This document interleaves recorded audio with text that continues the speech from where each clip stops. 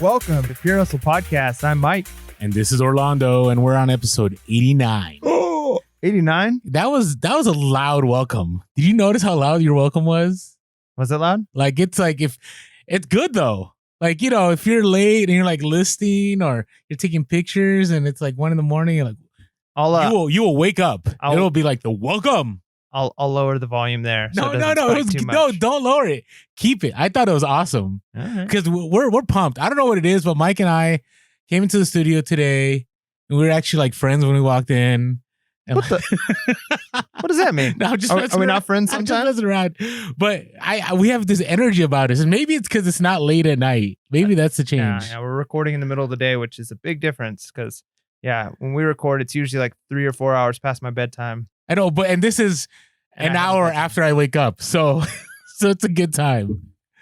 I don't know if that's a good thing or a bad thing. You know, I'm still up in the air. You know what hurts me is that everything I read is that wealthy people wake up early. Yep. Everything. There's not one person that says, "Yep, I stay up till 3 a.m. and I get up at noon and look at how rich I am." Like I never have heard that. Yeah, I mean, there's the occasional. I mean, especially when you're talking about like the entrepreneur, like the new like style of wealth. There's definitely people who are like that, but traditionally, but are there books? I have not read a book that says that. I don't know about books, but usually those people aren't writing books, right? They're making YouTube videos or reading books, right? So, but traditionally, like one thing that I've kind of has stuck out to me is this idea that when you live in the West Coast, like we do, right? Yeah. When you wake up, you got to consider business started in America, East Coast time. That's right? true. So 3 hours earlier, people are up and they're already starting to make their emails and their phone calls, and business transactions are already happening. So if you wake up and business has been going on for 3 hours, by the time you wake up, by the time you get to the office, business has been happening for 4 hours, you're behind, right? So that's one of the reasons, especially West Coast, that a lot of businessmen are up early and they're working early because, you know, the stock market's already been open. Mm-hmm. Clients are already, you know, and if you're in the West Coast and you're trying to deal with clients on the East Coast, you better be, you know, available and working or you're going to lose business. So does that translate to reselling? I don't know. Maybe it does. You know, if you're sleeping when offers are rolling in, or instead of listing when people are, you know, driving to work and they're maybe not while they're driving to work, but like while they first get to work and they're wasting time and they're buying stuff on eBay. I don't know. Maybe it's worthwhile to have that algorithm working for you East Coast time and not just West Coast time. No, I agree with you. Okay, a couple things real quick. So I don't want to say that a lot of the young entrepreneurs aren't reading. I think a lot of them do, but I think there's this persona out there. I love the backpedaling you're doing. No, I want to backpedal a little bit because I don't like broad brushing, but I think there are a lot that do, right? I think that, you know, it's just not the thing right now, like to read books. I don't know. I feel like there's resurgence. I mean, you think so? Who's that guy who's like in all of the videos? Ty Lopez? Yeah. Okay. Yeah, look at my new Lambo here in the... with his library in the back? And got my Lambo next to my Ferrari. Next to a bunch of models here by this library, right? Like that's kind of his thing, something like that, you know. And he read a book a day. Yeah, okay, but that's what I mean. There's like a resurgence of. So Ty Lopez canceled out what I just said. Yeah, and I think that's a good thing. I think that's one of the reasons we do our level up reviews. Is I think people are starting to realize that being able to glean wisdom from wiser people than yourself and people who maybe lived hundreds of years ago, thousands of years ago, you know, potentially, and you're able to get, you know, their experiences, their wisdom, their understanding, and then apply it to life today. Hey, you know, I've always said, I mean, I heard it a long time ago, so I'm stealing it, but quote of the week is, and I may have already used this one, but fools don't learn from their mistakes. Smart people learn from their mistakes, and wise people learn from other people's mistakes. Yes, you shared that, but it's great. You need to keep sharing. It's good. So this is why we do the podcast. This is why we talk about how we fail. So you guys don't have to make the same mistakes we've made. Yeah. So, and one more thing, and I know we got to move on, but it's totally related because this is part 3 of Don't Make Time Your Enemy. And you're right about the East Coast thing. I've noticed, you know, when we talk about eBay, most of my sales happen around 5 to 7 in the morning, which is really weird. And so that means I probably should be sending offers around that time because I've been sending offers around 7:30 in the morning and people are more willing to accept, which is kind of strange. I mean, because I don't like waking up till about 9 something. So, you know, luckily, you know, when my boys are with me, I have to get up and take them to school. So it forces me to, you know, take action early. But yeah, it's something to be said. And I think about that, East Coast time, people are already 3 hours ahead of sending offers, of making things happen. So yeah, I get it. It is what it is. Yeah, it is what it is. All right. Okay. And make sure to make your bed. So, make your bed. When you get up early, make your bed. Okay. Let's move on. All right.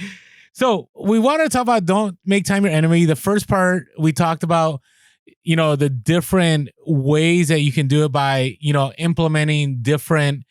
I'd say we talked about software a little bit, right? In the second one, we talked about tools. And this one, I wanted to talk more about just planning out your times, kind of like mindset kind of things. Mindset. And then even beyond that, just like physically planning out your time. Like there's strategies that can be used that are very helpful for that too. Well, and that's the thing. Because, and here's the thing. We ultimately, I want to say we are not the authority on this. And there's a lot of things I say in theory that I should be doing, that I know I should be doing, that I haven't been doing. So I want to make sure we don't come across as gurus saying like, hey, this is exactly how you should do it. This is what we've done. This is why we're successful. We're not saying any of that. These are just observations I've made over time by watching other resellers be successful, by myself implementing some things being successful, and just things that are just kind of, common sense along the way that you pick up and you're like, huh, you know what? That completely makes sense. So the first thing I wanted to talk about is just planning out your time, right? Because the first part of Don't Make Time Your Enemy was about organization, right? And we kind of talked about the paperwork. We talked about, organizing your sourcing as far as like going to stores certain times of the week, which we'll talk about that a little bit here too. And we talked about, organizing your inventory and shipping. But overall is organizing your time, right? That's kind of like the very detail. Now I think we're going more macro. Does that make sense? Should we have gone macro first and then micro? I don't know. I feel like this can go both ways. I think there's definitely a micro level to this. Like, for instance, I use a program called Todoist, which is the like to-do list program I use. And I also use... Is it an app or is it... Yeah, it's an app and it it's goes just called on the computer. To-do list? Todoist. Todoist. So no L. No L. Yep. Okay, just want to make sure. So I use that, and I also use Post-it notes. And so I'll plan out... I plan out my week in advance. Like every Sunday, I'll plan out what I'm planning on doing for the week. And then each day I break it down into like, okay, what are the tasks I need to complete this day? And then I assign each task a letter between A to C, which is how That's important good. it is. And then within those, I didn't put time. So I look at all the A's and I say, what time during today am I going to do all these A's? Then I look at all the B's, and if I do the B's, and if there's time left on my schedule, it's like, okay, what C's can I get to, right? So you can definitely get very, very, very detailed on how you're organizing your time. But in general, some of these principles are a little bit more broad. And so I could definitely say it's kind of macro mindset level also. It just depends on how detailed you want to go. No, I get that. And so again, you apply what works for you, right? And again, not everything. Like sometimes you just got to take 1 or 2 steps and then build, right? I'm a 1 or 2 step kind of guy. If I try to do everything at the same time, I'm mediocre at everything, right? But if I try to maximize 1 or 2, like when we talked about, during our level up review, writing your goals, making your bed was the easy one. Writing my goals, that took a little work. It's still taking a little bit of work, but you got to maximize what you can do. So, all right. So sourcing, and what I mean by making your time efficient is making your time, not planning out when you're going to go, but planning out how it's going to go down. Right. So when you go to garage sales, right, you have to be efficient. Right. Do you remember the first time we went? Remember our experience? Yeah. Like, we'll talk about that a little bit. Well, I think it's funny because you got a speeding ticket just recently, and it wasn't while you were heading to a garage sale. But I do remember when I rode up with you and we started riding around in this neighborhood. Like I am like the most cautious driver you can imagine. Like I'm not always tending to, but like I drive the speed limit. I signal enough time ahead of time before I change lanes. I get over well in advance. Like I'm extremely cautious. And we show up to this community garage sale and you're like double parking, pulling up the car, jumping out of the car, sometimes pretty much leaving the car on so you can run, look real quick, jump back in. Like, I'm like, what is happening right now? Like, this is not like, you know how many laws you're breaking? Like, you can't park like this. You're parked the wrong way on the road. I am that guy. So a lot of people are going to say, you're that guy. I am that guy. But I feel like as you're dealing with like garage sales like this, you kind of have to be. And here's the funny thing. My wife is I don't want to say the opposite with driving, but she's much more aggressive in a good way. Like she's a very confident driver. She knows what she's doing. She'll go a little bit over the speed limit. You know what I mean? Like she's confident. She knows what she's doing. I never feel unsafe when I'm driving with her. But there's times when I'm trying to like follow her. I'm like, you've got to drive slower. Like I can't keep up with you. You got to get over earlier. I wish Mike was in the car with me last week because I wouldn't be dealing with a speeding ticket right now. But the funny thing was, my wife, we went together garage sales this last time, and it was really interesting because because I was kind of navigating, she was much more, I don't want to say timid, but she was driving a little bit slower, and she's like, okay, is it coming up? And I'm like, you're driving, you just got to go. Just like gas, go. We got to park. Like, and I'm like, and she's like, wait, you're usually the one telling me to like slow down and take it easy. I'm like, I know, but we got to get to these sales quick, fast. And I think that goes back to that point you're trying to make. It's like, even me, a person who's like very cautious with driving and time and all of those things, when it comes to seconds, it can make a huge difference when you're trying to get to one sale, move on to the next one. How much time do you spend looking for one before you just abandon it and like, okay, like what's the next stop on the route? Like, I don't see anything here. I did one lap around the block. I need to go, right? Or do you just keep spending time? And so you do have to have, it is a mindset thing, I think, at that point of how much time are you willing to spend on this? Yeah. And you really got to think about that. So I don't have like a specific time. Generally, I don't like spending more than 5 minutes at a garage sale. Yeah, that's a long, 5 minutes is actually a long time. It's a long time. That's what I mean. And now I get it. When you're first starting, it's completely okay to take out your phone and take your time. I think you will be losing money when you first start because you're trying to figure out what to pick up, what not to pick up. Right? You're paying. Yeah, it's almost like you're not losing money, but you're exchanging potential profit for knowledge. Yeah, it's true. It's true. And so eventually, though, you do have to get to a place where, you know, if somebody isn't willing to work a deal and you're not going to make that much money, you got to move on. Or if there's a lot of people there and you know that there's another garage sale that has certain items that you need, you got to say, hey, I'm going to be in here 2-3 minutes. If I don't spot anything, I got to go. Now, some people might disagree because, you know, there's always that one thing you miss, right? But that can be with anything, right? You always will miss stuff. You just got to make peace with the fact that you will always miss something. Yeah. And so, you know, this goes with garage sales again, in the sense that you got to set up that limit for yourself, right? Because I've done it before. You know, here's one way to cut your time at garage sales is, and this is really simple, and we talked about this, always have small bills. One of the worst time killers when you go to garage sales is you're one of the first people and you drop that 20 and they're like, oh, let me go get change in the back. Yep. And it's the worst. When they walk out of sight, you're like, oh no.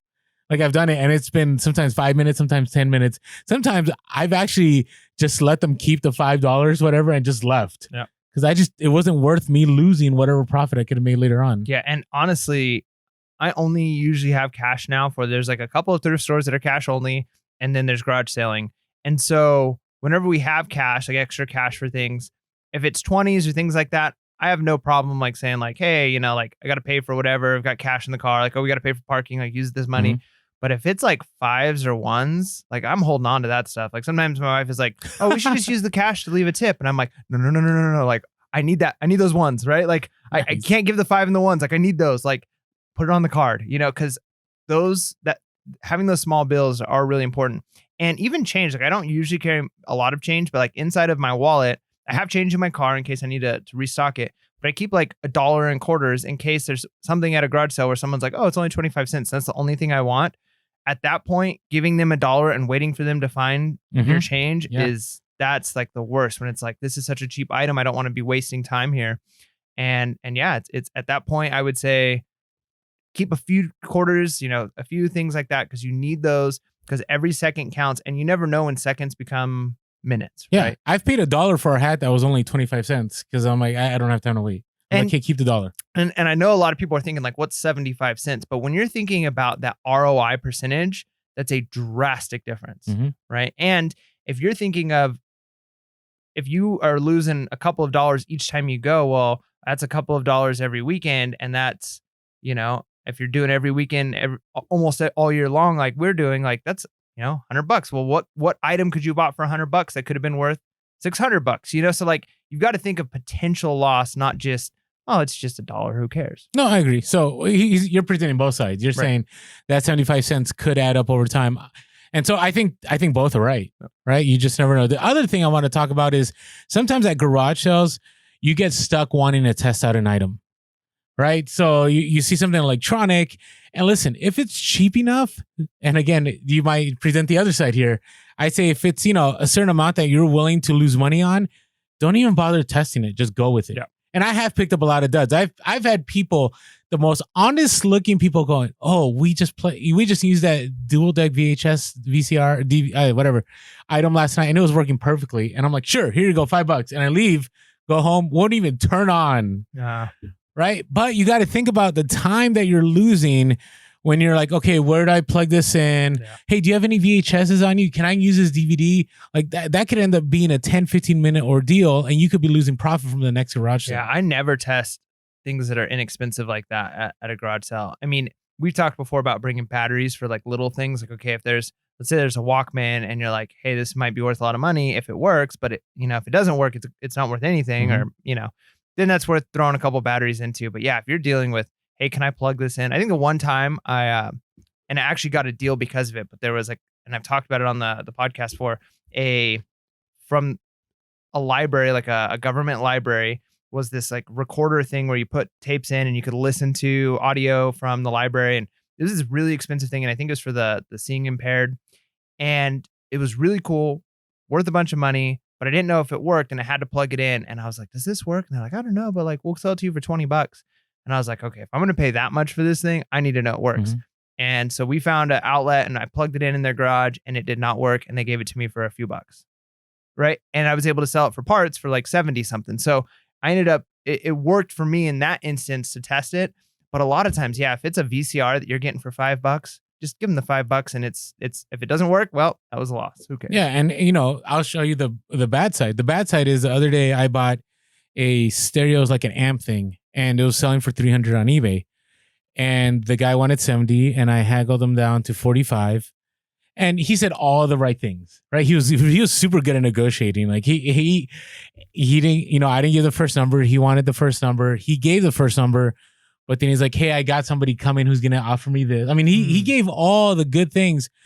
So eventually I'm like, you know what? $45, make 300, definitely worth it. I could still sell it for parts. I took it home and I plug it in, I turn it on, and it starts smoking. Oh no. And I keep testing it. Now the smoking has stopped. So I don't know at what point it'll be okay for me to list. And then do you put in the listing? No. Might be a fire hazard. No, I wanted to. No, but it's not. I already opened it up. It's not. I think something just shortened real quick. So I might be able to sell it for parts. I'm still going to make my money back on it. But that was a time where I was such in a hurry. And, $45 to make 300, in my mind, it was worth losing that 45, knowing that I could sell it for parts and still make my money back. The question now is, okay, am I going to have to cut out some wires so it doesn't short anymore and just sell it as parts that way? I don't know. But again, that's things that you can do to not make time your enemy, right? Just do not spend that time testing items when you could just keep on moving. All right, and the same thing applies with thrift stores, right? Now, with thrift stores, you have more of an ability to test things. So hopefully they have a power strip. Yeah. Do some in San Diego have that? Not all of them. Yeah, some do. Yeah, and that's important to do. I think when I first went to thrift stores, I was a little timid that like, I'm just going to grab this thing off the shelf and walk over to the power strip. And some of them have the power strips right on the electronic section, which you kind of know that's what it's for. But there's other times where I'm like, I'm freaking finding an outlet and I'm plugging this in. You know what I mean? Like, I don't want to lose this money here. But one of the biggest things that I did that, and again, this wasn't something I thought about and I planned it, but over time I developed a network with, employees, especially at the store that shall not be named. And I knew a lot of them that worked in the back, and I knew a lot of them that tested items. And I got to a place, and I shared this before, where I never had to test anything. So I saved a ton of time because I knew who they were. We had kind of a friendship. And I never had an issue. Everything I ever sold that they told me was tested and worked was fine. So that's another way that you can save time is, make that connection. So later on, you don't have to test things out. You already know things are good. The other thing is, don't get lost in thrift stores. Do you know what I'm saying? Like, you can spend a long time at a thrift store. Yeah, and I think part of it comes down to how much time you have. If all you're doing for sourcing, if your main revenue is going to be thrift stores in your area, maybe you've got a couple of off-price stores or something you're going to, and you've done your fast rounds and you've hit all of the thrift stores, and you kind of got the easy, the low hanging fruit, I guess, but like the cream of the crop, the Mhm. stuff that's easy to find and spot. But then it's like, there's got to be gold in this place. I just don't know where it is. It might be worth, if you've got the time available, you got all your listings done, there's not something more productive you can be doing with your time to say, I'm going to go in and I'm just going to look up knickknacks and I'm going to scan things and I'm going to look up labels that I'm not familiar with. And so there's a time and a place for that. And I think, to be honest with you, I almost wonder if I've gotten too confident in my own abilities to like spot the easy stuff, and I've been like put into like a certain niche in a field and I'm losing money because when I first, and I've talked about it before, I was very naive when I'd first walk into thrift stores and garage sales, and I would scan and look up so many things, and I found a lot of stuff that I don't think anybody was thinking about, and it was worth money. And then now there's times I go in and I'm like, oh, I know this brand of shoes, I'm buying it, it's gonna get me money. And then I get home and I research comps and it's like, oh, actually, these ones for whatever reason aren't worth as much as other ones with this brand. And so you can almost be too laser focused and be missing stuff. So I don't know. There's a time and a place. I do think you should be quick. I don't think you should be spinning forever, because I've spent one time, I was like, ties. I'm going to try ties. Right. And I think I spent an hour at a tie rack looking up labels and brands, and it was a complete waste of time, but maybe if I spend a lot more time doing that, then I'd be able to quickly scan through and find them. So yeah, you can get lost and you can spend an hour just on one rack, or you can spend 15 minutes in the whole store and move on to the next one and find those easy to find items more often. Yeah, I agree. You need to be careful. And I would say when you're first starting, and we talked about the garage, so same thing with the stores, you're going to be wasting a lot of time. But what better place than learning at the thrift store? Because there's a huge change. When you go full time, you don't want to spend those hours in a thrift store. At least I don't. For me, I've been talking about right now, I'm trying to get to 2K listings. I should be there by now. We're pretty close by the time this episode drops. But Mike had asked me the other night, he goes, do you really have whatever 300-400 other items that you can list? And I do. And part of that is, I don't source as much as I used to. Like I don't go, when I first started, part-time, I would go to the thrift store. I remember 3 times a week. I remember going Wednesday nights when I would drop my kids off at church. I remember I would go on Saturdays after I went to garage sales. And then usually I would go like on Sunday afternoon. That was kind of my 3 times. Right. And I would do that. And then as, the part-time hustle became more of a serious thing, I ended up spending more time doing it. But during those times, I lost a lot of time in stores researching. But when I got to full-time, initially I hit it hard. I remember going to thrift stores, and I'll talk about this about planning out your week. I would go to the thrift stores almost every single day. And then what I found out is that over time, I was losing a lot of money on gas. I was losing a lot of time. And the problem was that I was only depending on one source, and that was thrift stores, and the ROI wasn't matching up. So over time, I established networks with people. I ended up finding other locations that you can source, whether it was wholesale, whether it was retail arbitrage. And I could source maybe once or twice a week, and I'd be good for 2 weeks. And I know a lot of people do that with the bins. I know some people that live like out in the country and they can only go sourcing maybe once or twice a week, and they kill it. Like they spend 12 hours one day at the bins, and then they don't go source for another 2 weeks. That's another great way to make your time efficient, right? Yeah. So just something to think about. Now, I want to give you a heads up. When you're trying to scale, it's going to take time, right? Don't think that, hey, when I go full time, I only have to source once or twice a week. It's going to take time. So just wanted to share that. Yeah, no, that's good. It's true. All right. And we also had something about estate sales. Same thing applies. So let's talk about, we already talked about time limits on your sourcing. Let's talk about listing times. Okay. And the reason I brought this up is Sell Quick Ship Quick did such a great job on their interview of talking about time value. Yeah. Right. That was so good. Do you want to refresh us on that? Yeah. I mean, so they have the model that I appreciate very much, which was be willing to sacrifice a little bit of time up front to maximize your efficiency so that you gain that time back quickly. And then over the long run, you're saving just hours and hours and hours of time. And so they literally would time how long it would take to set up something, take pictures, do the listing. Well, what if we moved our setup to this way? What if we changed our inventory? And they found the most efficient way to shave literally seconds off of each listing. And when you're talking hundreds of listings a week and you're talking about, saving 20, 30 seconds each one, it adds up quickly to the amount of time that you're saving, which is time that can then be spent either listing more items or sourcing or other things. And so finding that way to be efficient with listing, how long are you spending? And part of that comes down to, are you cross-posting, right? Are you using a program, a third-party program to help you cross-post to multiple things? Do you have multiple screens open and are you copying and pasting? Are you just doing a posting to one, like to eBay, and then later on when you have time going and pulling that information off of eBay and then listing it on something else, which might end up taking twice as long as if you'd have just done them both at the same time or near the same time. So you really have to kind of find what are the ways you can shave time. And honestly, you have to sacrifice a little bit of time to do that, right? Like to take the time to say, let's try it this way. Let's time ourselves. Let's see how long did it take.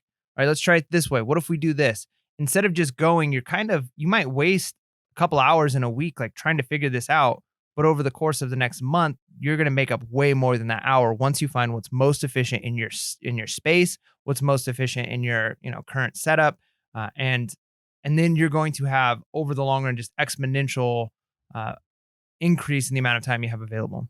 Yeah, and I wanted to add to that, the other part that they had discussed on top of that was if the time value was worth picking up the item. Yeah, that was huge. Like I've thought about that, but you think about it, especially I think about vintage electronics. Remember, you were very big into vintage electronics when you first started, and then over time you kind of moved away. You still like it and you still source it, but is it worth, like, you could pick up a jacket that will make you $50 profit, or you could pick up that VCR, which will make you $50 profit, and you got to value which is going to take more time. Yeah. I mean, one of them you might have to do measurements, but the other one you literally have to test out a few different ways, right? Like I have some DVD VCR combos that are DVD VCR recorders. And sometimes with those, we'll do, I'm testing it with the DVD in, I'm testing it with the VHS, I'm showing that it works, but can I possibly test every single function that is capable on this machine? I mean, maybe, but that's going to take a long time, right? Even with stuff you have at your house, like, there's certain things like, oh, well, if you press the play button after pressing the forward button, then it pauses. And so you have to, unless you intimately know the product, you're not going to be able to test everything. So then that then causes you to have to be more honest in your listings and say, like, here are the things that I've tested. Here's what it shows. Have not tested this or this, right? Because I don't know if the DVD recorder part works because I didn't test that. It's a DVD recorder. The DVD part works. So I'll put in there. And so then do you shave some cost off, and then the amount of time? Like, it is an extremely time intensive process to test certain electronics. Whereas in a store to test pants, it's like, look at it. Are there holes? Put your hands in the pockets. Does the zipper work? All right, you're done. Right. So it's a much quicker process to test clothes.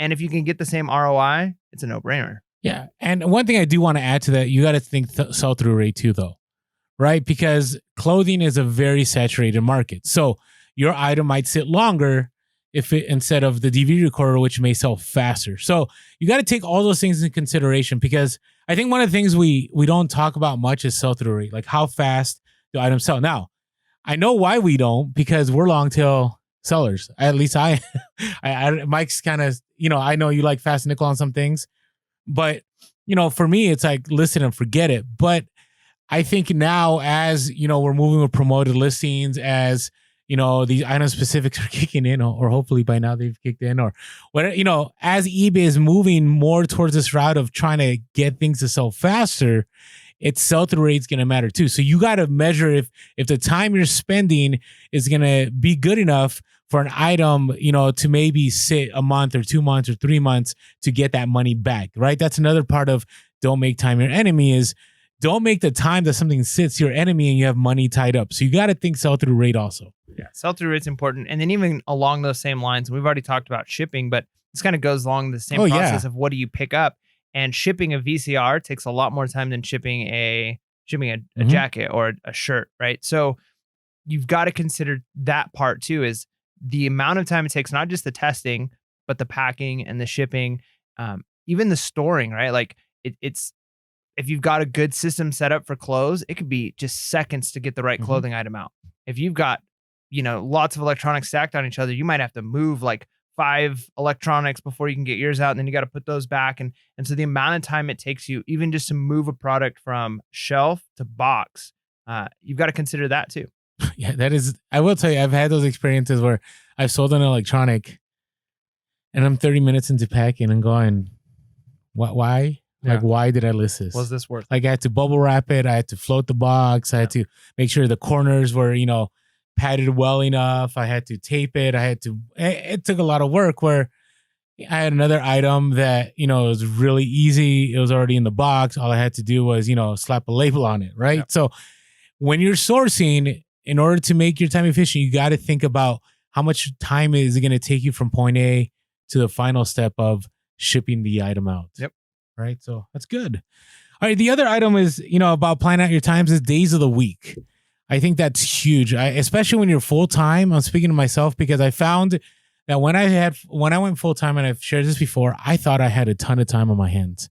Like, oh, I can source tomorrow. I can source next week. It doesn't matter. I don't need to plan out.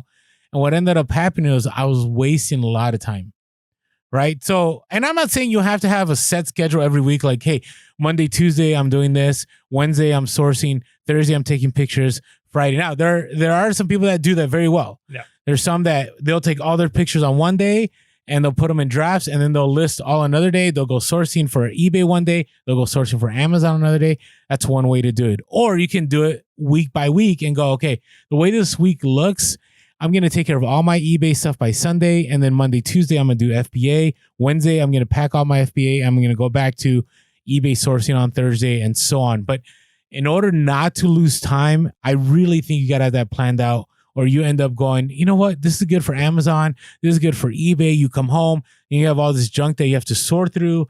Then you have to put together an FBA shipment. But wait, what are you going to do with all these eBay things you got to list? You can get yourself in a real big quandary if you're not careful.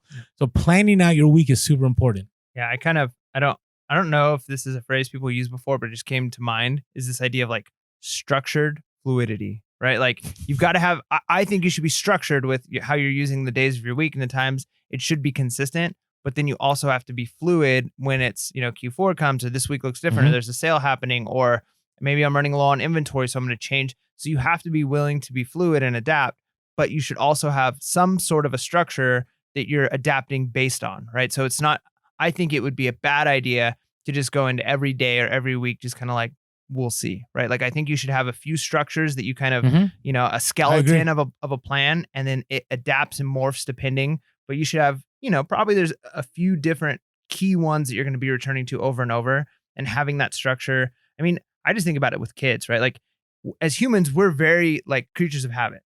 Think about it. Like when you go into a room, a meeting, and you sit at a desk, the next time you go into that room, you're probably going to go towards that same desk, right? Like we're very structured. Kids, they do well. They thrive on structure. Things need to be structured.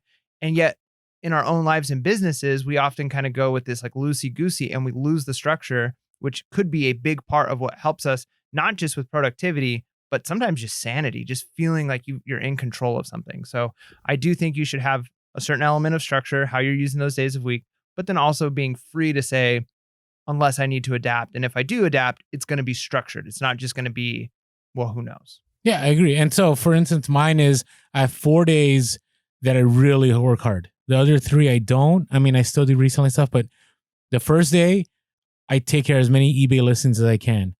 Because the next 2 days, I'm going to be doing strictly Amazon, right? So my goal is to go sourcing the next day all day Amazon, next day, the first part of the day Amazon. And then no matter where I'm at, I stop and I get that shipment done and I send it out, because the next day I'm back to eBay, right? So that's kind of my structure, but it does ebb and flow, right? If there's a hot item or whatever I got to source, or, there's a bulk deal that I get contacted, well, you kind of got to rearrange it. But as long as you have something in mind, you have something to go to, right? And I know a lot of us as entrepreneurs, I hate calling myself an entrepreneur. I think I'm just somebody that has entrepreneur tendencies. That's weird. I don't know. I don't see myself as that, because again, I keep saying this. I'm not hey, I'm willing to, go thousands of dollars into debt to make things happen. You know what I'm saying? That's kind of like, but you do every year, Q4. I do, but it's a safe one. Like if Amazon didn't have the ranking system, I couldn't do it. Because the ranking system pretty much tells you like this is gonna sell. Now there's competitors and there's tanking and there's all that, but pretty much odds are in your favor. Yeah. Right. But I say all that. What was I talking about? That did not help, Entrepreneur. Mike. Was that? Entrepreneur. You're an entrepreneur. Okay. But before, that's what I was saying. I'm kind of a free spirit kind of guy. Like I don't like a lot of structure, right? Because I get this 9 to 5 feeling. Like if I'm too structured, that I have to be in the office at this time and I have to leave at this time. But there has to be some kind of structure, and then you could be free within that structure, right? So just something to think about. All right, let's talk about switching it up. So I think it's important to make your time efficient that you change where you source. Where? Yeah. Okay. Where? And this is why, where and when. Okay. I know I wrote in the notes when. That's why you asked me that. But I think it's both, right? Because what ends up happening, you get kind of stuck in this rut. And if it's working for you, then you keep doing it. But what ends up happening is you're just used to going to certain stores at the same time or going when there's these certain deals. And what happens is, you talked about this, you lose that curiosity, but at the same time, you end up losing time because you're so dependent on things happening in a certain way that you don't know if you switch things up. If you go to a store closing, you may find more items than your normal, hey, when it was opening. And so you may be able to cut down your time where you go, hey, I'm going to go to the store 15 minutes till closing and I'm going to find a bunch of items. And you'll find those items. Instead of getting up in the morning, you get there when it's open, and then you could spend an hour and you may not find stuff. So I just say it's good to switch it up every once in a while because stores also switch things up. One of the things I can't stand about the store that shall not be named is that they're always changing. Like you'll go into a store, everything's in a certain rack, and then a week later, they switch the whole store around. Do you know what I'm talking about? Yeah, they got to keep it fresh, man. They do, but it doesn't help me. I remember the days where they had these 2 simple racks and I could go through the racks and look at shoes and clothing at the same time. And then they changed that and then went with the round racks. So I'm a big believer is you got to switch up what time you go. I also believe you need to switch up where you go. And the reason I say that is, again, you might, and it's the same thing, right? When and where. Whichever one you switch is going to change the other. Yep. Right? But again, it keeps things fresh and you might find new things to cut down your time that you didn't know about before. Am I making sense here? Yeah, no, it's good. It's true. So yeah, when and where. I think it's good to know if you can develop those relationships. When are places stocking that might be beneficial, or kind of just learning, and if they change how they have things set up. So again, that's one of those things where it's a risk and a potential investment, right? If you say like, hey, I always go to the store and it opens and I do well, but I'm going to try going when it closes, you might not do so well. So it might have lost. But then now you have that knowledge and okay, I need to keep doing what I'm doing. Or, hey, it seems like they stock towards the end of the night, and so it's just kind of figuring out what each place, and that takes time, right? Like the longer you're doing something, the more you understand about it. So yeah, I definitely think that's true. And where too, I mean, there's this interesting principle, even with like farming, where farmers will like farm a certain type of crop for like a while on a land, and then they'll either give. I never know where Mike's gonna go with these. I love it when he just drops random stuff like this. They'll give the land like a rest, like a year where they don't do it, or they completely change what type of crop they're doing on it because it takes different nutrients, and they've got to let the land like kind of recuperate and change, so that way it's good to go for following years and you're going to have a better crop. And so it could be the same thing with stores, right? Like if you're always going to one store and you're always picking it dry of items, it might be worthwhile to give that store a week or two break, go to some other places, drive a little further away. And if you're the one in that niche at that store, those items are going to build up. And then when you go, instead of going every day to get 1 or 2 items, you go once every couple of weeks and you're getting all of them that have been kind of sitting there. So it's definitely possible that even giving a store some rest might be beneficial if you have other stores you can go to. If that's your only store, well, you're stuck, right? But if there's other ways, if there's other places, maybe you will lose something. Somebody's going to pick up a pair of shoes that you missed out on because you weren't there.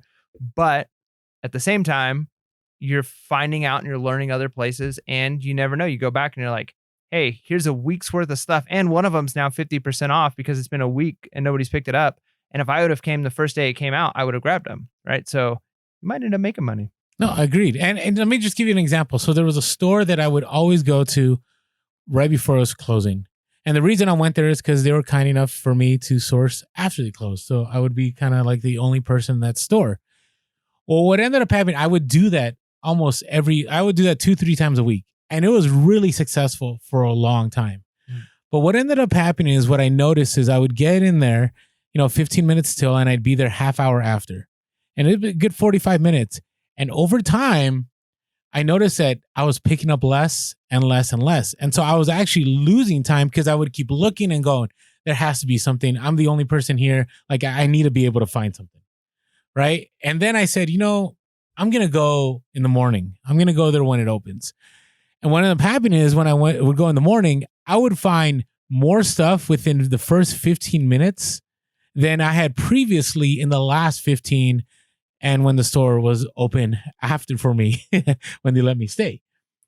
So again, that's why I say you got to switch this up. This just from experience. So that store now, I hardly ever go there anymore. But if I were to go now, chances are more likely I'm going to go in the daytime because it'll be more efficient use of my time than later on, because obviously they change when they stock or whatever. Something has changed that I'm going to be losing a lot more time going on later in the day. So, all right. The other thing is learning new niches. It's good. Can definitely help your time. And you say it's good. Why do you say it's good? I think it's so easy to get locked into one. We talked about the 80-20 principle, right? When we did, I think it was 4-hour work week. And it's such a great principle for so many areas of life. And I think the interesting thing is knowing 20% of something, of a field, gets you about 80% of the benefit. Mm-hmm. Then learning the other 80% of that field only gets you an extra 20% benefit, right? So if you learn certain type of shoes, you can learn just enough to know what's beneficial, or you can spend, probably years learning about different fabrics and what years and what thread counts and all this stuff. But is it going to actually get you more money? Maybe, but not tons. But we get oftentimes sucked into one niche. Whereas if you realize, probably in a couple of weeks, if you spent like a week or two, hour or two a day, just researching what's selling in a certain niche, right? Whether it's camera lenses or whether it's microphones or whether it's printers or whatever it is you're trying to look up, how much are they selling for on eBay? Which brands sell for the most? What are they selling for shipping? How often do you find them? You can learn a niche probably in a week or two, enough to get you 80% of the potential benefit you can get out of it. And it's the same thing with education. Like, you look at people who get their bachelor's degree and then get their master's degree. By the time they get to their doctorate's degree, they just know a whole lot more about less of that field, right? Mm-hmm. And so if you're only in a few niches, the more you learn about that niche, you're just learning more and more about less and less, actually, Yeah. And so can that get you more benefit? Maybe. But if you spend a year learning a little bit more about one field, you might net an extra 10% over the year because you know that much more than anybody else. But if you were to spend that time to learn 4 more niches and just know the basics of them, you'd probably be making 10 times more than that. 10x it, man. But I agree. And so, this is something we haven't touched on a lot, but if you're new, instead of wasting that time sourcing at a thrift store and not, and again, it's not, I shouldn't use the word waste, but instead of spending an absorbent amount of time at a thrift store looking up each item, maybe spending that half hour. Mike was doing this early on, looking at shoes, looking at boots, like what sells for good money. That'll save you a lot more time than being in a thrift store and, single-handedly picking up each item and looking it up. Yeah, and I think it's both. I think there's a combination of both, right? Like, if you're only looking for, let's say, sneakers, and you never look at dress shoes, you're probably going to have to spend a little bit of time in a thrift store looking at brands until you realize, like, hey, I see this brand at every single thrift store. Sometimes that's just enough. Mm-hmm. Like, when I'm looking for, like, there's been a few times, like when I was trying to learn Hawaiian shirts, where I would, text Orlando and be like, is this a good brand? Is this a good brand? But eventually you just kind of know where it's like, if I see this brand, if I see 3 of these shirts on the rack of the same brand and every thrift store I go to, I see that brand, it's probably not that good. But it's scarcity's not there. Yeah. But if I see a brand, a label I've never seen before, it sparks my interest. So even though I don't look up every shirt now, sometimes I just flip through racks and I'm like, yep, seen that brand over and over and over. Ooh, I've never seen this before, or I rarely see this. Mm-hmm. That lets you know to look up. So just having that awareness and seeing things enough times let you know, and can kind of learn a niche. So you can learn a niche without even doing a lot of research, just by how often your eyes are on the product, right? So again, that's time you got to spend. But if you're like, I don't know anything about shirts, so I'm not going to go through the shirt aisle. Well, an extra 10 minutes in each store in the shirt aisle over a few months might end up making you pretty knowledgeable in shirts. So, and you save a ton of time. Yep. Right. Time is not your enemy. And it's the whole goal here is trying to make efficient use of your time. And the other thing, and this is the more controversial one, just take a break. If you're, the word, people don't like using the word burnout. I think it's a swear word in reselling, right? It really is, because it's like the ultimate death nail. Like it's like the end. Like once you feel burnt out, a lot of people just roll out of reselling, right? And I get it. It's a grind. It really is. Like, and we've been saying that since day one. And I've said it in Instagram, full-time reselling is not for the weak. Like it is a grind. Yeah, I sometimes we get accused of selling a dream, and I don't know if we've ever done that. Right? No, there is no dream. I mean, I don't know if it's a dream per se. It could be something else. It can be like your goal help you to fulfill your dreams, but reselling in and of itself is not get rich quick. It's just not. And if that's what you're hoping for, if you're like tuning into this and you're like, how can I make $1 million next week on FBA, on private label? Like maybe there's a few people who are doing that, but like the type of reselling that the average hard hustler is putting in, it's a lot of work, and there's tons of benefits. Like it's not just and it does calm down. I want to let you know it does calm down, but to get to a place where it calms down, it is a lot of hustle. Yeah, and I think that idea of taking a break is good, because should your break be extended, and we talked about this when we did the 4-hour work week, this idea of like micro vacations where you're just like every year you take 4 2-month vacations. It's like, well, that's a little extreme, but it's nice. Yeah. Can you get to a place where you say, you know what, I'm going to take a couple of days. I'm going to take 1 day a week, or I'm going to take a week every 4 months, or I'm going to take, you've got to figure out what works for you. And I know for me personally, like I need a day every week where I'm not going. And I haven't had that for a long time. Like for a long time, I was basically busy all the time, whether it was work or whether it was like I was going through my master's program, and then I was reselling and all of these other things going on in life. It just was impossible to take that day off. And I tell you what, I got closer to burnout during that period of my life than any other period of my life, right? Of just like, I can't do anything else ever again. I'm quitting everything, right? Like put me in a hospital or something, because I'm that overwhelmed, And I think for me, I know me personally, I do better with like 1 day a week of like almost just being bored of like, man, there's nothing to do right now. All right, I guess I'll read a book. You want to get bored. I would say it's a good thing to get bored because it makes you hungry. Yep. And then for some people, that might not be what they need. Like some people might need a week off, right? Where it's like, you know what? I can go 7 days a week for 2 months, but then I need to take like 4 days off or something where it's like a longer period of time where they can actually kind of recover a little bit. And I've heard some people say that unless you can take like at least 2 weeks off, it's not going to actually help you like mentally recuperate. I think that was was it 4-hour work week? No, it wasn't 4 hour. Who's the guy who wrote the 10X? Oh, Grant Cardone. Grant Cardone. I think it was him that made a comment like that. Maybe it was Gary Vee, but somebody said like, unless you're able to. I don't think Gary Vee goes on vacation. Okay, so I'm joking. I think it was Grant Cardone in another book, and he basically said like, unless you could take like 2 or 3 weeks off completely, like taking a week off in his opinion doesn't do anything. Like it just is enough to like not reset you. But I don't know. There's some people who that might be enough. For me, the 1 day a week's enough to reset. Some people you might need a week. Other people, like maybe you need a month. Maybe you go hard and you just work 7 days a week, 11 months out of the year, and then you set yourself up to be off for a month. I mean, I don't know. You've got to figure out what works for you, but there's got to be some time built in there for a break, whether it's in a day, week, a month, I don't know, something. Yeah, my experience has been, I've done and I still do, because I can hustle for a long time before I'm like burnt out. I rarely get burnt out, but I think it's just my DNA. It's not a good trait, by the way. I think it's no, it is a good trait. I don't know, because I know, but you remember my days when I was a VP, like I'd put in 16 to 20 hour days, like every day for months on end. And I brought that over into my reselling life too. But it's one of those things where I always found that if you're tired and you're exhausted, having one really solid productive day is better than having 7 exhausted days. And I know that sounds crazy, but it's so true because, especially when you're a full-time reseller, it's so easy when you're exhausted to be like, oh, I'm just going to, I'm going to sit here for a while and do this. Like somebody had commented on my FBA shipments. It's funny. Hugo and Tiffany give me a hard time sometimes for sell quick, ship quick. Like when I go to their place and I go sourcing, I put together an FBA shipment, like in 2 hours, I'm done. Like it's fast. It's because that's how they roll. Mm. When it's just me, it could be a 6-8 hour affair. Oh man. You know what I mean? Like, because I'm like, I'm kind of tired. I'm gonna put some Netflix.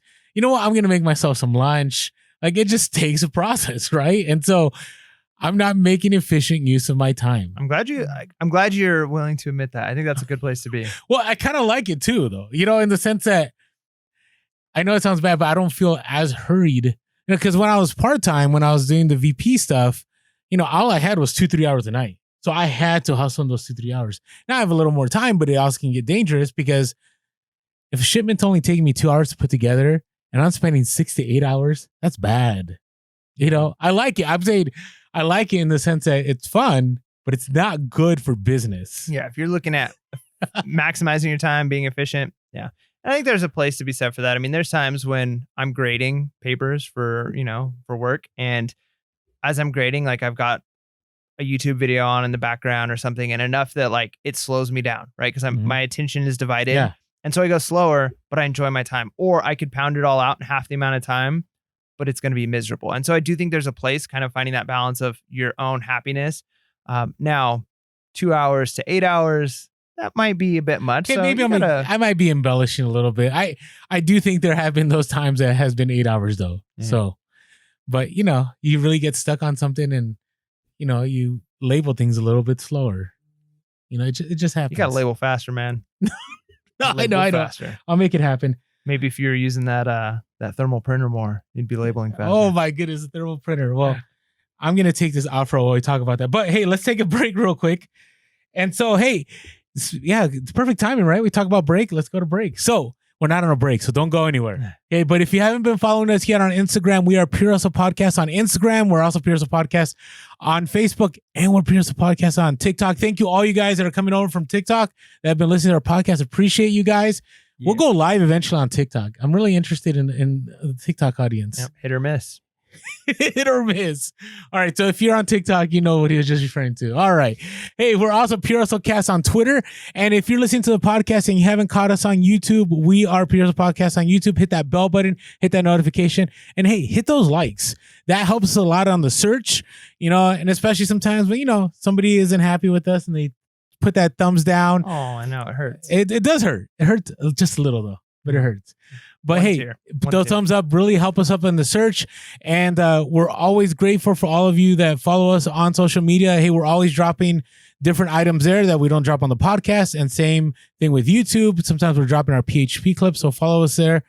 And also, if you ever want to give us a call, you can hit us up 619-738-1170. That's 619-738-1170. You know, I kind of wish we could do the Gary Vee thing where it's like, we'll text you.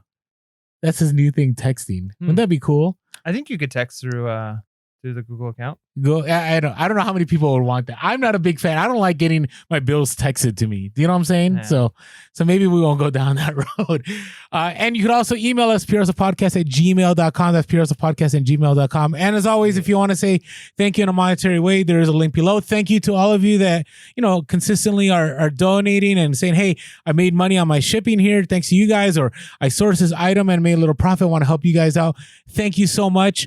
And as always, I really want to say a huge thank you to the latest reviews that have been written.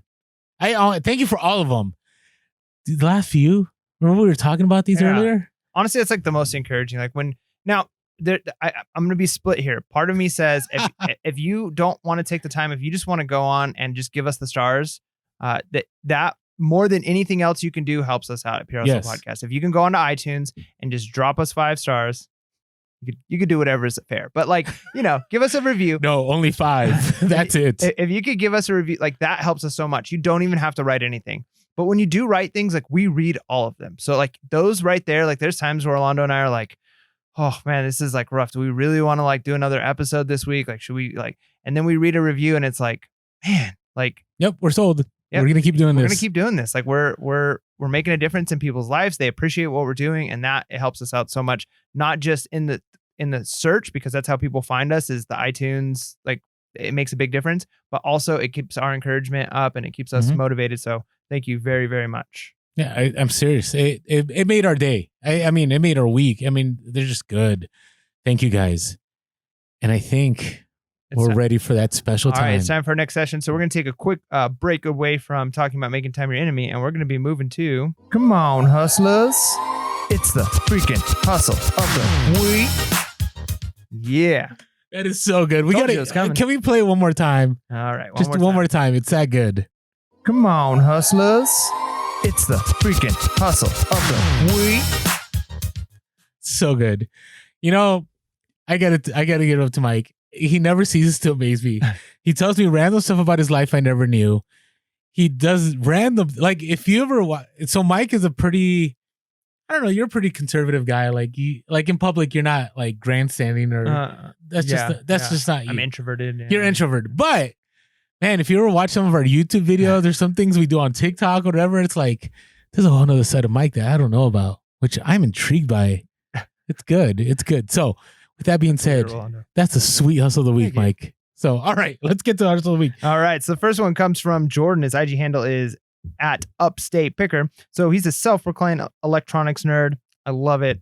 That's a good place to be. That's a good niche to be in. So got to an estate sale hours late and noticed an item with tubes, which usually can mean valuable. So he picked up a Burroughs B7971 Nixie 6 tubes in a custom hanging enclosure, which I like electronics. I've got no idea what you're talking about there, but it sounds amazing. So way to find it is go to hashtag hustle of the week on Instagram and you'll find it there. Okay. I need to look it up because it sounds interesting. Sounds like a niche I should be in because he sold it for $600. Boom. $600. And he was late. Like, that just goes to show, like, sometimes you're like, oh, is it worth it going to the estate sale? It's already been running for a few hours. Shows up hours late and still is able to find a great deal. So great job, Jordan. Killed it. Yeah, and again, the reason I brought up the hustle of the week was if you're not following that hashtag, you should be following it. And we say this all the time, but there's so many bolos. It's kind of like something that people are doing it, even though we're not able to shout out everybody, right? I do try to shout out on Instagram. Actually, last night on our Instagram story, we're recording this on a Sunday. I actually posted a bunch of the hustle week, and it was so awesome to shout people out. So if you're not, you have hustle week, hashtag hustle of the week on Instagram, and we'll find it. Yeah. All right, so this next one I love sharing because whenever we share something on the podcast and somebody takes action on it and they make profit, I love hearing about it. And this is a repeat hustle of the week couple. So this is Andrew and Veronica. Their IG handle is thriftin_PNW. Okay, so let me make sure I got the spelling right on this one. So it's thriftin without a T, without a G at the end, _PNW. Got that? Hopefully everybody's there. Okay. All right, so they ended up hearing about our holy Stetson hats. And when I mean holy, I don't mean like holy like sanctified. I mean holy like there's holes in the hats all over it. So garbage. Pretty much trash. You can call it, I don't think it's garbage, but so I've talked about these, and this was actually one of the bolos because I've not been able to hold on to a Stetson hat for too long, and they sold for good money no matter the condition. So found a Stetson hat in the kids section of a thrift store, and they picked it up. It was for 99 cents. They put it at auction, and it was a vintage 50s Stetson Royal Deluxe open road Western Fedora hat. 52 bids later, sold for $152.50. Nice. Like, number one, it's nice because it was a messed up hat. Yeah. Number two, they went auction on it. And it made me reconsider, maybe that's something I need to do. If something's really messed up and I'm not sure I'm going to get money out of it, just put it at auction and let the market decide. Yeah, I mean, that's a good way. That's a good way of thinking. Because, I mean, when you're doing the long tail, you're doing the slow dime, you might be thinking, I can get top dollar for this if I wait. But if you really just don't know what it's worth and you list it too high, you might not ever get it. Or you might list it too low and then you lose money. But if you do auction, yeah, you might lose some money if it's not auctioned at the right time. The right buyers aren't looking for it. But at least, yeah, the market is kind of deciding, and you might end up making more than you thought, or you'll get what it was actually worth. So yeah, and I'll put my disclaimer: be super careful, right? Only something that you're willing to lose for $1. Yeah. You know what I mean? But hey, this paid off. I was super impressed. Yeah, great job. All right, what else you got? All right, so the next one comes from Instagram handle at carpe_deal. So this one is super awesome. It warms my heart to think about because It came from listening to our synthesizer Bellow. So this person found a synthesizer at an estate sale for $10. It was priced low because it couldn't play. What they didn't know is they had to hook up speakers to it. So like the synthesizer that we were using a couple episodes ago, they're not like the electronic pianos that you can get or keyboards you can get at stores where like you push the buttons and they play. You actually have to hook it up to a soundboard or to speakers in order to get the sound out of it. And so the people selling it didn't realize that. So they priced it low. They didn't know they had to hook it up. This person prices it to sell, didn't think it would sell, and it sold in 12 hours. And it was a Roland Juno G128 voice expandable synthesizer, 62 keyboard MIDI song recorder.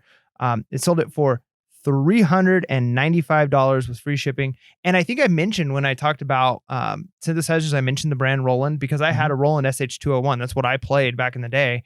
And so I love hearing that. That's what I played back in the day. So those two brands, like if you're ever at a thrift store or at a garage sale and you see a Roland or a Korg, and I'm sure there's other, MIDI keyboards or synthesizer brands that are just as good, but I know those two. And so if you see a Korg, Korg, or a Roland, there's a good chance, even some Yamahas. Now you got to be careful with Yamahas, but like if you see those brands, I would say look up comps. If you're seeing Casio, pass right by it. Except if they're small keyboards. Some small keyboards are money. Yeah, I mean, you never know, but do your research. But yeah, so I love that one. Yeah. I mean, again, I love all these and IG speaking handles. of which, I feel bad even saying this right now, but I just got an offer for my oh no, come my on now. Korg. We're not making this happen. Oh, looks like my wife counter offered, so we will see if they come back. It might sell on this episode. I'm surprised you didn't take that initial offer. That was a good offer. It was a good offer, but my wife is no joke, man. She will get top dollar for stuff, man. She knows what she's doing. I'm looking at it right now. I don't want to let it go. Oh, are you gonna buy it?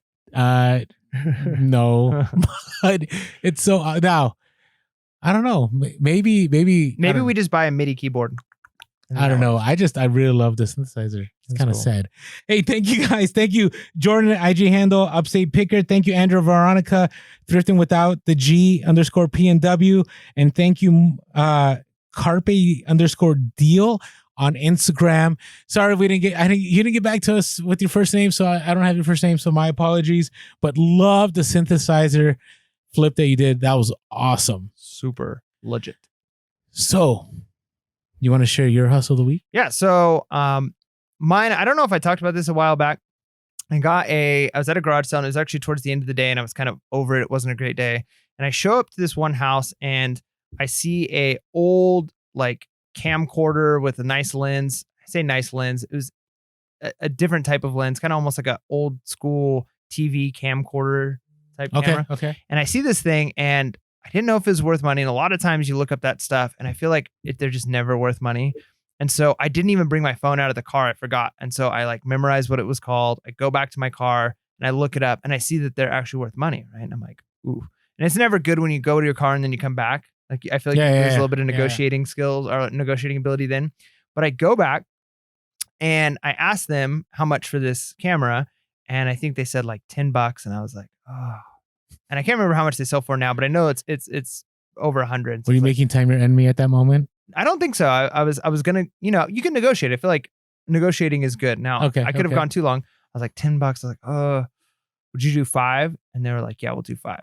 But it was in this case, and they say, well, and I think it was 5. I don't know exactly, but it was inside this case. And then they're like, but the case is also 5 or whatever they're charging. And I was like, oh man. And I was like, that's fine. Like it's already nice padding. I don't want to like just throw it in my car. Like here, take the money. So basically they got what they originally asked for and I got the case. Well, I get home and I realize that the case isn't just a case. It's actually like a piece of luggage that they repurposed into a case with like padding on the inside. And the luggage was Samsonite luggage. So I was like, I wonder if I can make money off of this. Well, my wife was going through our inventory reserves and she was listing things. And I love how you worded that. Inventory reserves. Yeah. So she lists the camera and she was just going to sell the case as part of the deal because it kind of like all fit together. And she looked it up and the Samsonite, it's like a vintage Samsonite case. And it's like a luggage, like a small piece of luggage. This luggage sells for over $100. Nice. And so we took the padding out of it. We're going to like package the camera up in the padding and then sell the case separately. So basically in one purchase got 2 things. So it's happened a long time ago, but it's my hustle of the week because it was just this week that we realized that this split is actually going to be much more profitable than I realized. That is awesome. Those surprises that's one of the reasons I love reselling. Yep.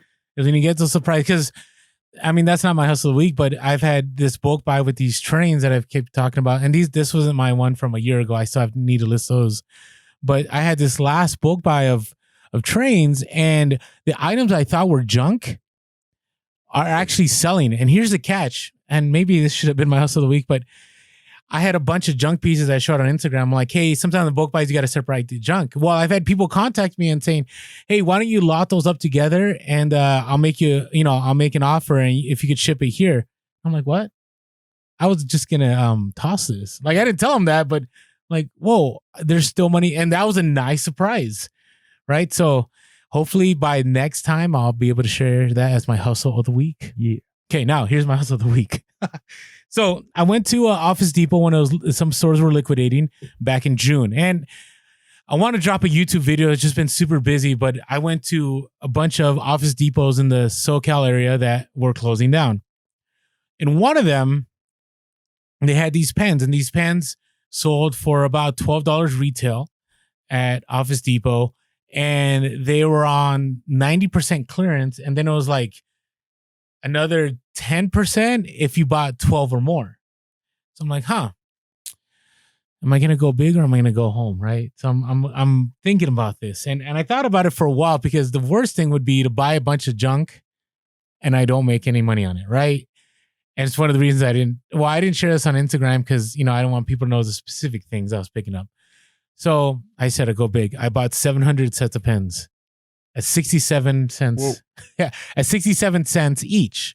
Right? Because I'm like, hey, I'm willing to sell the smaller items, right? If they're consistently sell and there's a nice profit over time. Well, I did the math, right? So I think I paid, it was probably like around $470. I hope I did my right. I think it was like $469 for all 700 sets, right? Now, if I sell each of them for about $10 to $12, I'm easily going to make $5,000 or more. Right. And in order for me to make back that $470, I have to sell, let's say I sell 70 sets, right? That's already going to, at $10 a piece, that's $700. Now, my question on that, are you selling these FBA? I'm doing both. Okay. So if you're selling them for $10 to $12, what's your actual net profit margin on them though? Like $7. Okay. That's good. $8. Not bad. And again, there's nothing I have to do. I send it to FBA. I sent, a few hundred and then I list them on eBay. I have them, in my storage. And they've been selling. And so the reason I'm sharing this now as my hustle week, I'm to the place where I'm going to break even now. I want to talk to you after this about those pens. I like pens. I might buy one from you. Okay. Top dollar for Mike.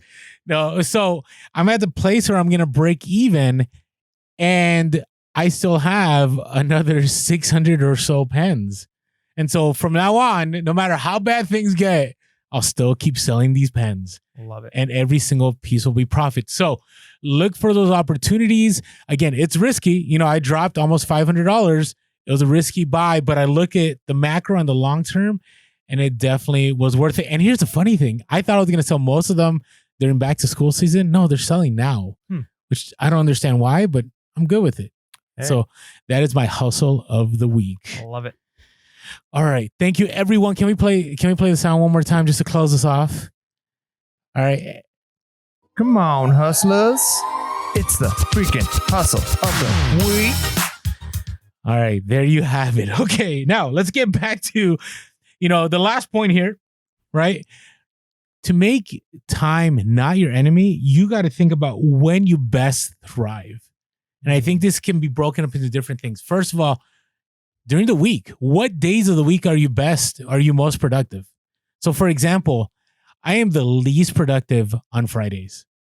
It's bad. It's just, I guess it's because I'm kind of not in hustle mode because I've been hustling the last few days.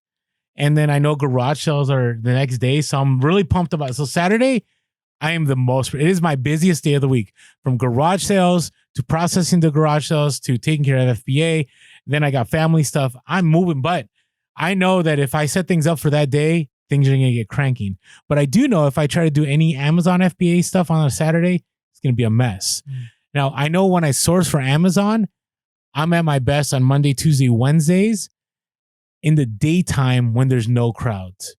I find that when there's a lot of people in a store, I'm not as productive. Like I waste a lot of time. I get anxiety. I just don't like it. So does that make sense what I'm saying here? Yeah, and I think even too, like you said, like maybe your experience would be different if you weren't hustling all week long Fridays. If Friday wasn't your Friday, you know what I mean? Like if it was your Monday, it would be different. So I do think part of that is just going to be based off of your current system. But yeah, I think days of the week is important to realize. Like certain days, it could even be like other activities you have. Your kids might have, sports games on certain days. Or you might have certain activities that you go to, or certain, I don't know, shows you watch. Is like it's a non-negotiable for you. Like every Thursday night, like my wife and I have like a date night and we watch, Big Brother or Survivor or something like that, right? So you might have those days where because of those non-negotiable time commitments, you're just not going, you're gonna schedule your week around that. And I think you got to be wise about that and not schedule things for days that it's not going to fit in. And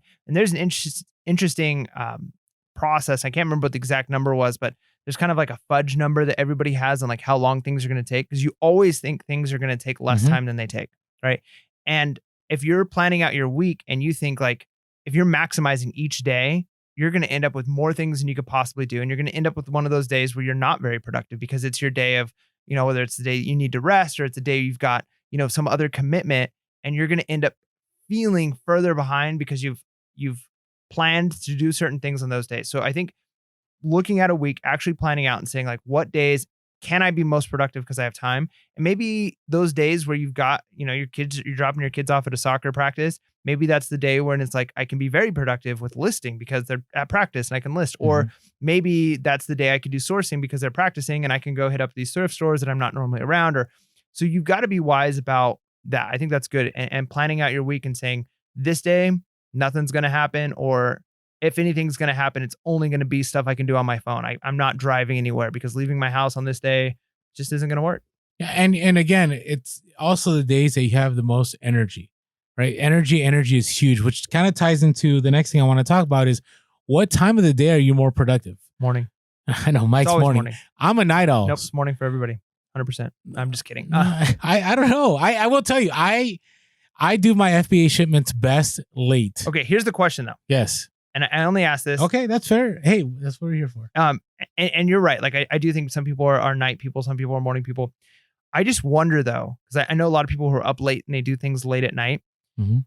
Is that just because that's when you're getting those things done and you can get it done? You've got fewer distractions, or is it like literally at that time you have the most mental capability free to you? Like I think shipments, does it take mental work and energy?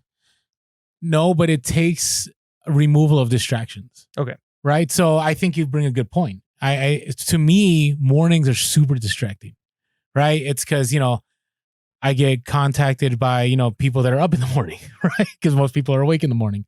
Right. Or, I have to take my kids to school, or I'm doing a lot of eBay stuff, or, I'm more on social media in the mornings and the afternoon. And I know I get some flag for being on social media, but hey, we're a podcast. We're going to be on social media. It is what it is, right? Just need to throw that out there. Just because, people, it's interesting. Anyways, so for me in the night, number one is I have to force myself to go to sleep. Like I don't get to a place where I'm like, oh, I'm so tired, I'm going to fall asleep. Like I really have to force myself to go to sleep. The second part is I have no distractions, right? So to me, the sweet spot is, it sounds crazy, is from midnight to 2 a.m. At that point in time, no one's going to be calling me, right? My kids are asleep.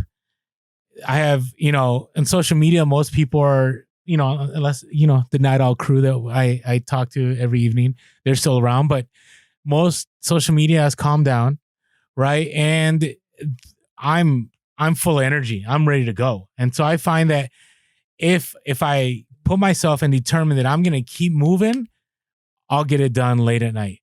I find that in the morning, I'm like, oh, I got to make my breakfast. Oh, it's almost lunchtime. Oh, I got to go run this errand. Oh, I got to take care of this. And I'm just not productive in the morning. Yeah. And I get that. I think where I would come in on that, and absolutely there's people who are like that. And so don't don't hear what I'm not saying. I'm not saying that there are not people who are Yeah. are night owls and they actually are more productive and have more mental clarity at night than they do in the morning. I am not a morning person by nature. Like waking up in the mornings for me is still a fight. I wake up early. I get up at 4 in the morning every morning. And it takes sometimes 10, 15 minutes waking up, splashing water on my face, doing a couple of things, moving a little bit before I'm like, okay, I'm good to go.